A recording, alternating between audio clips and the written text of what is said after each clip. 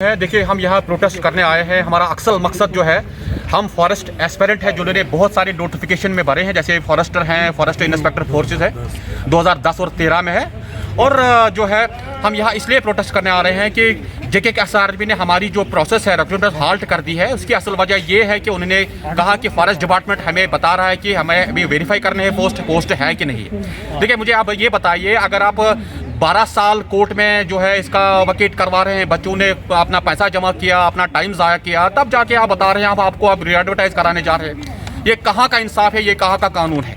तो हम ये चाहते हैं कि जितने भी प्रोसेस आपने ऑलरेडी फॉरेस्टर को भेज दिए हैं SSRB को, आप फॉरेस्ट डिपार्टमेंट को ये चाहिए कि जो कि SSRB को जल्द से जल्द कन्वे करें, जो हमें फॉरेस्ट की रिक्रूटमेंट जो है ऑलरेडी जो स्टॉप हो गई है, वो उसको आगे ले जाएं, जितना जल्दी हो सके इतना अच्छा है।